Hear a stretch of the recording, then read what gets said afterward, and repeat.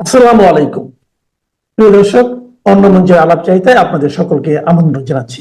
আসসালামু আলাইকুম। হাসনাত আব্দুল্লাহ একরকম ফাঁকা মাঠে গোল করা নব্য আওয়ামী লীগ স্টাইল ইলেকশনের এমপি। মানে আওয়ামী লীগ যে ধরনের ইলেকশন করতো, যে ধরনের ইলেকশনের কারণে বাংলাদেশে এই হাসনাত আব্দুল্লাহের উত্থান, সেই টাইপের আরেকটা ইলেকশন দিয়ে এমপি হয়েছে হাসনাত আব্দুল্লাহ। মানে 26-এ আওয়ামী লীগ স্টাইল ইলেকশন যদি না হতো, 26-এর আওয়ামী লীগ স্টাইল 12 ফেব্রুয়ারি আওয়ামী লীগ স্টাইল ইলেকশন যদি না হতো, তাহলে হাসনাত আব্দুল্লাহ এমপি হতে পারতো না। মানে একটা অংশ যদি এখানে বাকি থাকতো, সাপোজ ধরেন এবার ইলেকশন 26-এ 12 ফেব্রুয়ারি নির্বাচন আওয়ামী লীগ ছিল দেবিদ্বারে, কুমিল্লায়, সেখানে আপনার মানে আমি যেটা বলতে চাচ্ছিলাম সেটা হলো যে ধরেন দেবিদ্বারে যদি আওয়ামী লীগ এবার ইলেকশন করতো, ধরেন বিএনপির প্রার্থী উনি নিম থেরাপির কারণে তার প্রার্থীতা বাতিল হয়েছে, ইলেকশন করতে পারেনি, ফাঁকা মাঠ পেয়ে এই একেবারে খুব দুর্বলতম প্রার্থী ট্রাক মার্কার গণ অধিকার পরিষদের প্রার্থীকে হটিয়ে দিয়ে মাঠ থেকে মোটামুটি তারও কিছু জোর জবরদস্তি ছিল হাসনাতের মাঝে, মাত্র তার সরকার ক্ষমতায় থাকা ক্ষমতাসীন দল হিসেবে ইলেকশন করেছে, জিতে গেছে। কিন্তু যদি আওয়ামী লীগ সহ ইলেকশন হইতো, বিএনপি প্রার্থী দিলাম ওখানে ঋণ খেলাপি, তো টকবক টকবক টকবক করে টাকডুম করে নাচতো আওয়ামী লীগের প্রার্থী, হাসনাত তো সেখানে পাত্তা পেত না, তাই না? তো সেই হাসনাত আব্দুল্লাহরা হঠাৎ করে নানান রকম কর্মকাণ্ড চালিয়ে যাচ্ছেন। তিনি এনসিপির দক্ষিণাঞ্চলের মুখ্য সমন্বয়ক, দক্ষিণাঞ্চলে দলের কাজ করবেন, এটাই স্বাভাবিক। কিন্তু হাসনাতের আকস্মিক কর্মকাণ্ড একটু মানুষকে বাঁকা চোখে দেখতে বাধ্য করে কিনা। এমনিতে ছেলেটা ট্যালেন্ট, নিঃসন্দেহে ট্যালেন্ট, মানে দুষ্টমি করে তো বুদ্ধি থাকে, তাই না? তো সে ট্যালেন্ট, কিন্তু তার শুরু থেকে আপনি যদি 5 আগস্টের পর থেকে আসেন, তার যে মব মাস্টার হয়ে ওঠা, মবের বাংলাদেশে যে 2-4 জন জনক, তাদের মধ্যে তো হাসনাত একজন। তো এই দায় কাঁধে নিয়ে তাকে তার সারা জীবন রাজনীতি করতে হবে, এবং তার মবের কারণে যত মানুষ ক্ষতিগ্রস্ত হয়েছে, যত মানুষ নিহত হয়েছে, যত মানুষ দেশ ছাড়া হয়েছে, সেগুলোর দায়িত্ব তাকে টানতে হবে। সেই হাসনাতকে নিয়ে আজকে একটা খবর আমাদের খুব ইন্টারেস্টিং লাগলো। দেখেন, কুমিল্লার 4 মানে দেবিদ্বার আসনের নবনির্বাচিত সংসদ সদস্য ও এনসিপির দক্ষিণাঞ্চলের মুখ্য সংগঠক হাসনাত আব্দুল্লাহ রোববার 22 ফেব্রুয়ারি লামা ও আলীকদম উপজেলা সফর করেন। সফরের সম্ভাব্য উদ্দেশ্য স্থানীয় সূত্রে জানা যায়, তিনি দলীয় নেতাকর্মীদের সঙ্গে মত বিনিময়, সাংগঠনিক কার্যক্রম পর্যালোচনা এবং পাহাড়ি অঞ্চলের সার্বিক পরিস্থিতি সম্পর্কে খোঁজ খবর রাখেন। তাকে ওখানে বিভিন্ন জায়গায় বিভিন্নভাবে ঘোরাঘুরি করতে দেখা গেছে ওই লামায়, হঠাৎ করে আকস্মিক। পাশাপাশি স্থানীয় প্রশাসন ও বিভিন্ন শ্রেণী পেশার মানুষের সঙ্গে সৌজন্য সাক্ষাৎও করেন। যেসব স্থান পরিদর্শন করেছেন তার মধ্যে লামা উপজেলার কয়েকটি বাজার ও জনবহুল এলাকা, সেখানে তিনি গিয়ে পরিদর্শন করেছেন। আলীকদমের বিভিন্ন গ্রাম ও পর্যটন সম্ভাবনার স্থান, সেগুলো তিনি ঘুরেছেন। স্থানীয় সামাজিক ও ধর্মীয় প্রতিষ্ঠান আলোচনার বিষয় ছিল। সফরকালে তিনি পাহাড়ি অঞ্চলে অবকাঠামো উন্নয়ন, সড়ক যোগাযোগ, শিক্ষা ও স্বাস্থ্য সেবা উন্নয়ন ও পর্যটন খাতের সম্ভাবনা নিয়ে কথা বলেন বলে জানা গেছে। দলীয় সূত্র বলছে, দক্ষিণাঞ্চলের সাংগঠনিক কাঠামো আরো শক্তিশালী করার বিষয়টি গুরুত্ব পেয়েছে।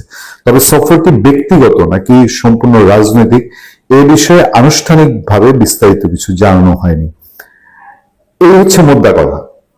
এখন হাসনাত তো তাদেরকে এখন বিভিন্ন জন বিভিন্নভাবে গোপনে ব্যবসা খুলে বসছে। হাসনাতও ব্যবসা, সার্জিস হাসনাত ওরাও ব্যবসা খুলে বসছে, নাহিদ ব্যবসা খুলে বসছে, এগুলো গোপনে গোপনে তারা সেরেছে। পুঁজি কোথা থেকে এসছে আমরা জানি না, আমাদেরকে এটা নিয়ে প্রশ্ন করবেন না। হঠাৎ করে তার লামায় ঘোরাঘুরি করা, এটা একটু চোখে বাজে না?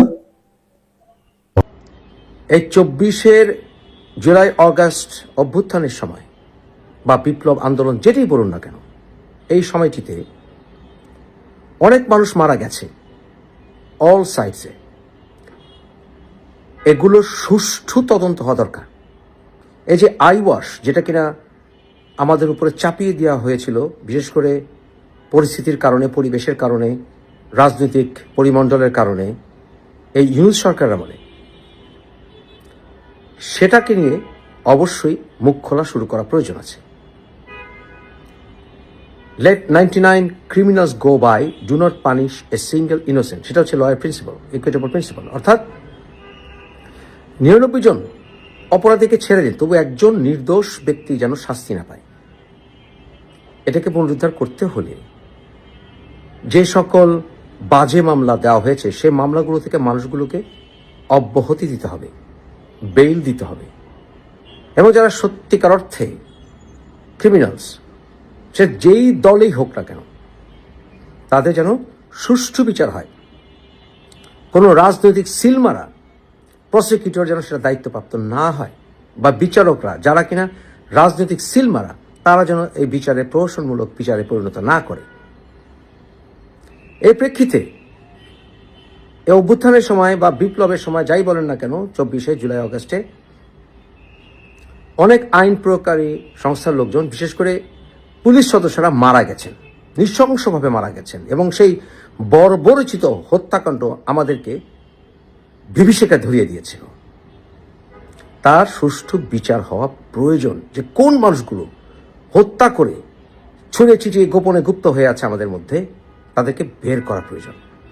অন্যথায় এরকম ডেঞ্জারাস মানুষগুলো আরও দুর্ঘটনা ঘটিয়ে যাবে, কারণ তাদের হত্যা নেশা পেয়ে বসেছে। এবং যারা মব জাস্টিসের নামে যে মবিং করছে বা করে গেছে, তাদেরকে খুঁজে বের করা দরকার। তাহলে বুঝতে পারবো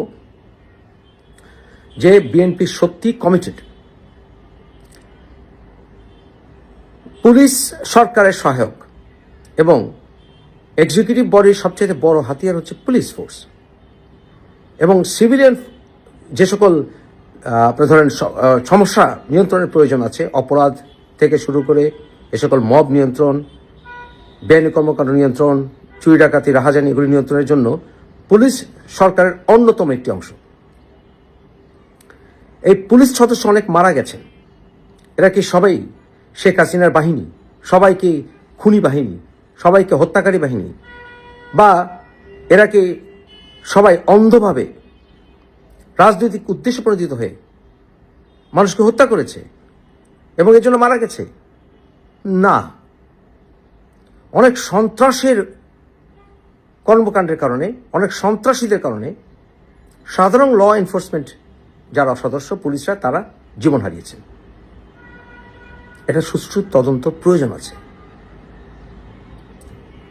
অন্যথায় সাধারণ আইন প্রয়োগকারী লোকরা ডিসহার্টেন্ড হবে, ডিমোরালাইজড হবেন।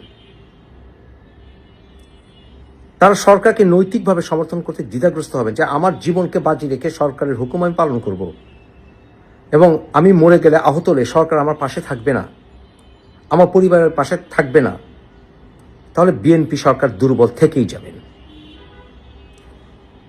আওয়ামী লীগ শাসন আমলে সবাই কি আওয়ামী লীগের রাজনীতি করা পুলিশ ছিল নাকি? যারা এই আন্দোলনের সময় মাঠে নেমেছিলেন ল অ্যান্ড অর্ডার পুনরুদ্ধারের জন্য, তারা সবাই কি খুনি বাহিনী নাকি?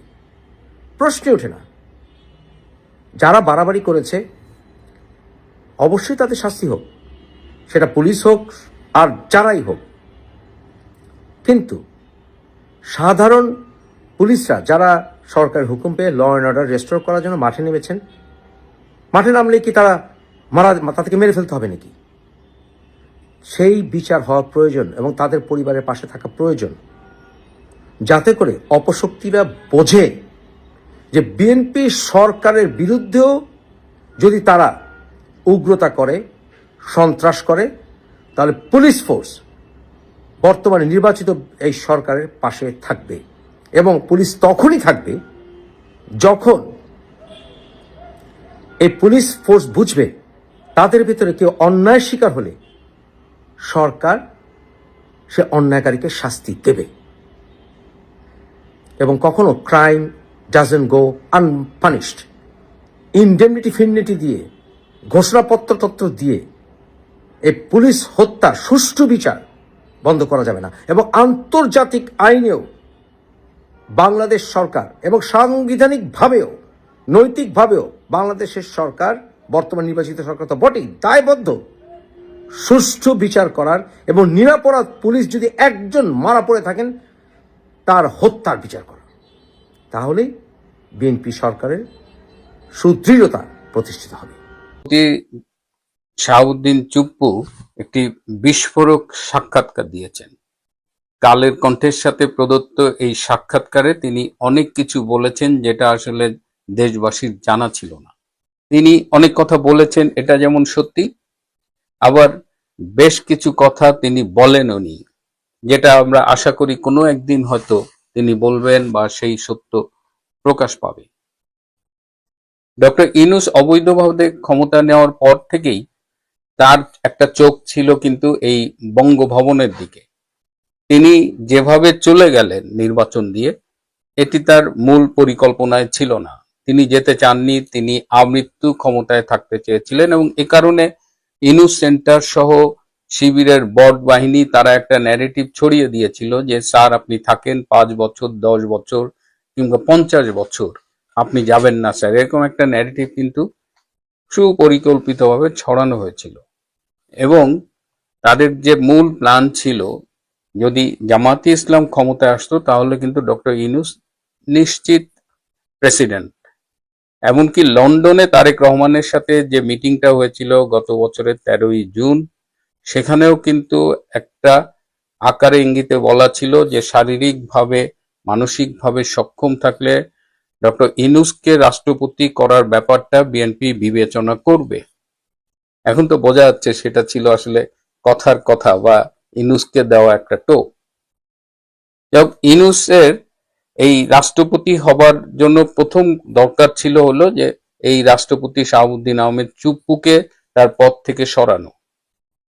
এবং সাক্ষাৎকারে চুপ্পু অনেক কিছুই বলেছেন, তাকে সরানোর জন্য এই বৈষম্য বিরোধী ছাত্র আন্দোলন, ইনকিলাব মঞ্চ, এরকম নানান রকমের মঞ্চ এনে তার বঙ্গভবন ঘেরাও পর্যন্ত করা হয়েছে এবং বঙ্গভবন লুটপাট করার জন্য তার পেছনে ঠেলা গাড়ি, ভ্যান ট্যান নিয়ে রেডি ছিল। অন্তত 5 বার চেষ্টা করা হয়েছে শাহাবুদ্দিন আহমেদ চুপ্পুকে রাষ্ট্রপতি পদ থেকে সরিয়ে দেওয়ার জন্য এবং 5 বারই খুব সিরিয়াসলি। তিনি বলেছেন একজন উপদেষ্টা তাকে সরানোর ব্যাপারে খুব সক্রিয় ভূমিকা রেখেছে, সেই উপদেষ্টাটি আসিফ নজরুল। আসিফ নজরুল, আদিলুর রহমান শুভ্র এবং রেজওয়ানা চৌধুরী, এই 3 জন উপদেষ্টা এবং ডক্টর ইউনূস, এই 4 জন ছিল মূলত বিভিন্ন পর্যায়ে শাহাবুদ্দিন চুপ্পুকে রাষ্ট্রপতির পদ থেকে সরানোর জন্য। এবং এই আসিফ নজরুল তখন রাতের পর রাত প্রধান বিচারপতি সৈয়দ রিফাত আহমেদের বাসভবনে গিয়ে পড়ে থাকতেন, বিভিন্ন বিষয় নিয়ে আলাপ করতেন। প্রধান বিচারপতির বাসভবনে এর আগে প্রতিদিন এত লোকের সমাগম কখনোই দেখা যায়নি। সন্ধ্যা হলেই সৈয়দ রিফাত আহমেদের বাড়িতে যেন পার্টি বসতো, মানে তিনি লোকজন নিয়ে বসতেন এবং সেই আসরে আসিফ নজরুল প্রায় যেতেন। এবং আসিফ নজরুল্লাহ চেয়েছিলেন যে চুপ্পুকে সরিয়ে সেখানে সৈয়দ রিফাত আহমেদকে বসাতে, কিন্তু সেই সময়ের প্রধান বিচারপতি সৈয়দ রিফাত আহমেদ এই অসাংবিধানিক উপায়ে চুপ্পুকে সরিয়ে নিজে রাষ্ট্রপতি হতে চাননি। এই কারণে আসিফ নজরুলদের প্রধান বিচারপতি কেন্দ্রিক যে প্ল্যানটা ছিল সেটা ভেস্তে গেছে। এরপরে তারা চেষ্টা করেছে মব সৃষ্টি করে, গণভবন যেমন ভাঙচুর করেছে সেরকম বঙ্গভবন ঘেরাও করে ভাঙচুর করে রাষ্ট্রপতিকে বিতাড়ন করতে, সেটাও তারা পারেনি। আমাদের রাষ্ট্রপতি বলেছেন যে তিনি একটা দৃঢ় অবস্থান নিয়েছিলেন সাংবিধানিক ধারাবাহিকতা বজায় রাখবার জন্য এবং তাকে সহায়তা করেছিলেন বিএনপি এবং সশস্ত্র বাহিনী। একথা সত্যি যে বিএনপি এই জায়গাটায় সাংবিধানিক ধারাবাহিকতার পক্ষে অবস্থান নিয়েছিল এবং তারা শাহাবুদ্দিন চুপ্পুর পক্ষেই ছিল। সশস্ত্র বাহিনী 3 বাহিনীর প্রধান, বিশেষ করে সেনাবাহিনীর প্রধান জেনারেল ওয়াকার, তারাও সমর্থন দিয়েছিল, যেহেতু সশস্ত্র বাহিনীর একদম হেড হলো রাষ্ট্রপতি। কিন্তু জেনারেল ওয়াকারের সমর্থন দেওয়ার আরেকটা হিডেন কারণ ছিল, কারণ ডক্টর ইউনূসরা যদি শাহাবুদ্দিন চুপ্পুকে সরাতে পারতেন তাহলে তারা নেক্সট এই সেনাপ্রধান ওয়াকারকে সরিয়ে দিতেন। সো নিজেদের গদি ঠিক রাখার জন্য তারা রাষ্ট্রপতিকে সমর্থন দিয়েছে এবং মোটামুটি পারস্পরিক স্বার্থের ভিত্তিতে রাষ্ট্রপতি ও সশস্ত্র বাহিনীর প্রতি, সশস্ত্র বাহিনী ও রাষ্ট্রপতির প্রতি একটা সমর্থন বজিয়ে রেখেছেন। এ কারণে ইউনূসের জন্য খুব ডিফিকাল্ট হয়েছে। ইউনূস পলিটিক্যালি চেষ্টা করেছিল যে সংখ্যাগরিষ্ঠ রাজনৈতিক দল যদি রাষ্ট্রপতির অপসারণ চায় তাহলে সেই উসিলায় তিনি শাহাবুদ্দিন চুপ্পুকে সরিয়ে দেবেন। কিন্তু সেখানেও জামাতে ইসলাম কিন্তু চেয়েছিল রাষ্ট্রপতির অপসারণ, কিন্তু বিএনপি চায়নি। বিএনপির সাথে যারা জোটবদ্ধ ছিল বা বিএনপির পক্ষে তারাও চায়নি। তো আলটিমেটলি মেজরিটি শাহাবুদ্দিন চুপ্পুর এ ধরনের অপসারণের পক্ষে ছিল না। সো ইউনূসের এই অপচেষ্টাটাও ব্যর্থ হয়েছে। যে কথা আমাদের রাষ্ট্রপতি বলেননি সেটা হলো যে কেবল বিএনপি না, আরো বড় কোনো শক্তি তার পক্ষে সমর্থন জানিয়েছিল। সেই শক্তির সাথে রাষ্ট্রপতি চুপ্পু সরাসরি যোগাযোগ করতেন না, তিনি ভায়া যোগাযোগ করতেন। গত 18 মাস রাষ্ট্রপতি শাহাবুদ্দিন আহমেদ চুপ্পু এক ধরনের বন্দী জীবন যাপন করেছে। দেশের ভেতরে তার মুভমেন্ট রেস্ট্রিক্টেড ছিল, দেশের বাইরে তাকে যেতে দেওয়া হয়নি। বিদেশ থেকে ইনভাইটেশন আসলেও মিথ্যে কথা বলে পররাষ্ট্র মন্ত্রণালয় থেকে সেটা ফিরিয়ে দেওয়া হয়েছে। তার একটা প্রেস উইং ছিল, সেই প্রেস উইং এর 3 জনকেই প্রত্যাহার করে নিয়েছে। সো ভার্চুয়ালি তার প্রেসে সেভাবে অ্যাক্সেস ছিল না। সবকিছু পেছন থেকে নাটের গুরু ইউনূস খেলেছে এবং ইউনূস একের পর এক সংবিধানকে লঙ্ঘন করেছে। তার অনেক কার্যক্রমই রাষ্ট্রদ্রোহিতার পর্যায়ে পড়ে। এই যে সংবিধান লঙ্ঘন করা, রাষ্ট্রদ্রোহিতা, এই সব কিছুর শাস্তি কি হবে সেটাও কিন্তু আমাদের সংবিধানে খুব স্পষ্টভাবে উল্লেখ করা আছে। অসংখ্য অপরাধ করেছেন ডক্টর ইউনূস গত 18 মাসে, যার অনেকগুলো শাস্তি হলো মৃত্যুদণ্ড। আবার বিভিন্ন দূতাবাসে, বিদেশি দূতাবাসে যে রাষ্ট্রপতির ছবি থাকে সেটাও সরিয়ে নেওয়া হয়েছে। আমাদের পররাষ্ট্র উপদেষ্টা সেই সময় তৌহিদ হোসেন, তিনি একটি দূতাবাসের অফিসে গিয়ে রাষ্ট্রপতির ছবি দেখে ভীষণ ক্ষুব্ধ প্রতিক্রিয়া ব্যক্ত করেছে এবং তারপরে সব দূতাবাস থেকে রাষ্ট্রপতির ছবি সরিয়ে নেওয়া হয়েছে। এটা খুবই অপমানজনক। আবার রাষ্ট্রপতিও কিন্তু অন্তত 3 বার চেষ্টা করেছিল ইউনূসের অবৈধ সরকারকে সরিয়ে দেওয়ার জন্য এবং তার সাথে সশস্ত্র বাহিনীর একটা যোগাযোগ ছিল, তাদেরও হেল্প করার কথা ছিল, কিন্তু শেষ মুহূর্তে ব্যাটে বলে হয়নি।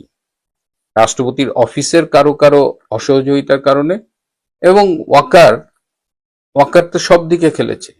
একদিকে রাষ্ট্রপতিকে গিয়ে বলেছে যে আপনি আমাদের বস, আপনার পরাজয়, আপনার অপসারণ মানে আমাদের পরাজয়। আবার রাষ্ট্রপতি কোনো ব্যবস্থা নিতে গেলে বলছে স্যার আসি বলে সময় মতো পিছটান দিছে। শুধু পিছটান দেয়নি, সেই উদ্যোগের কথাগুলো সে ইউনূসকে জানিয়ে দিয়েছে। অর্থাৎ বহুমুখী সাপ হিসেবে এখানে জেনারেল ওয়াকার ছিলেন। তো আজকের এই সাক্ষাৎকারের পরে খুব স্পষ্ট হয়ে গেছে যে ডক্টর ইউনূস কতখানি ভয়ঙ্কর ছিল, কত বড় অপরাধী ছিল, কত বড় বাটপার ছিল, সংবিধান লঙ্ঘনকারী, রাষ্ট্রদ্রোহী ছিল। এখন যে মোরাল প্রশ্নটা আসে যে এতগুলো অপরাধ করার ফলে ডক্টর ইউনূসকে কি বিচারের মুখোমুখি করা হবে কি না। ডক্টর ইউনূস এখনো দেশে আছেন, তার মার্চে দেশের বাইরে যাবার কথা, কিন্তু যতদূর আমি খবর পেয়েছি তিনি তার বিদেশ সফরটা এগিয়ে নিতে চাচ্ছেন, অর্থাৎ মার্চ পর্যন্ত হয়তো তিনি অপেক্ষা করবেন না, তার আগেই তিনি বাংলাদেশ ত্যাগ করার চেষ্টা করছেন। কিন্তু সেই প্রশ্ন আবার আসে যে তাকে কি বাংলাদেশ ত্যাগ করতে দেওয়া উচিত কিনা। একটি নতুন সরকার এসেছে বাংলাদেশে, যেভাবেই আসুক, নির্বাচন তো কি স্ট্যান্ডার্ড হয়েছে এটা একদম প্রমাণ সহ আপনাদের বলেছি। তারপরেও এই নতুন সরকারের একটা দায়িত্ব, যেহেতু তারা বেশ কিছু ভালো কথা বলছে, তো আইন যদি সবার জন্য সমান হয় এবং এই ডক্টর ইউনূসরা যদি বিচারের মুখোমুখি না হয়, এরা যদি সাজা না পায়, তাহলে ভবিষ্যতেও এরকম ইউনূসের প্রেতাত্মারা আবারও রাষ্ট্রের বুকে এভাবে চেপে বসবে। ন্যায় বিচারের স্বার্থে, রাষ্ট্রের স্বাধীনতা ও সার্বভৌমত্বের স্বার্থে, রাষ্ট্রের নিরাপত্তার স্বার্থে ডক্টর ইউনূসকে অবিলম্বে বিচারের মুখোমুখি করা উচিত, তাকে জিজ্ঞাসাবাদ করা উচিত। গত 18 মাসে আওয়ামী লীগ ও শেখ হাসিনার বিরোধিতা করা ছাড়া তিনি আর কোথাও কোনো সাফল্য পাননি। তিনি দেশকে তুলে দিয়েছে বিদেশের হাতে, আবার বিদেশকে যে কন্ট্রাক্টগুলো তার করার কথা ছিল সেগুলো সে ঠিকমতো করতে পারেনি। চিটাং পোর্ট আলটিমেটলি ঠিকমতো দিতে পারেনি। আরাকান আর্মি, রোহিঙ্গা করিডোর সব মিলে একটা লেজে গবরে অবস্থা করেছে।